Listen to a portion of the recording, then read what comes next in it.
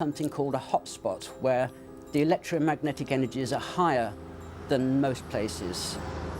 Near power lines, near a radio transmitter, over a crack in the earth, which is a geological fault which produces electromagnetic fields. Near a transformer, there's a whole host of sources of electromagnetism in the environment. A local minicab office, a radio ham next door, a CB radio enthusiast a few yards away. All of these things will irradiate the house on a permanent basis. According to Budden's research, the sensations reported by abductees mirror those of people who are affected by strong electromagnetic currents. They have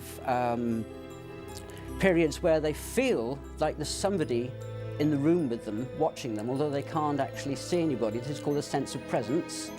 Their sense of time will be distorted. This is called desynchronization, where they feel that time has gone by in a flash, or that time has been distorted, been drawn out. There's a whole host of signs and symptoms that they begin to suffer from after being exposed to these high levels of electromagnetism.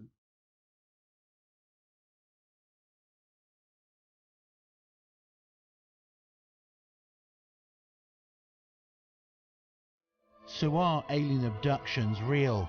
Are people being beamed up into spaceships and subjected to bizarre experiments? Or is this all just some form of severe psychological disorder? The abductees themselves have no doubt that this is a real phenomena, and yet the hard physical evidence is very thin to almost non-existent.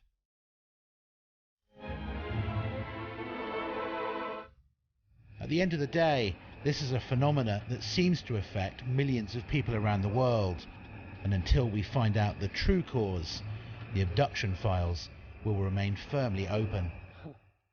UFO, another one. The whole basic purpose seems to be that the UFO occupants have reached some kind of evolutionary dead end.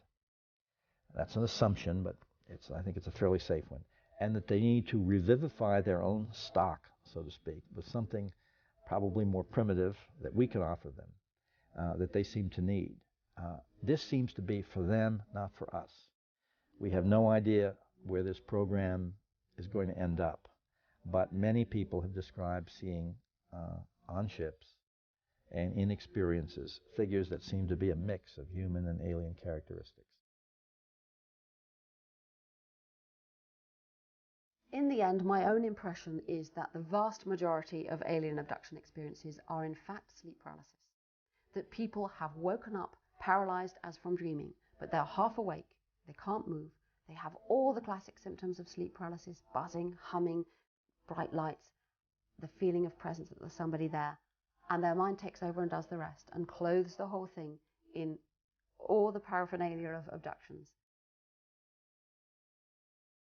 The biggest problem with alien abduction research at the moment is that, with the best will in the world, it's been carried out by a handful of dedicated amateurs.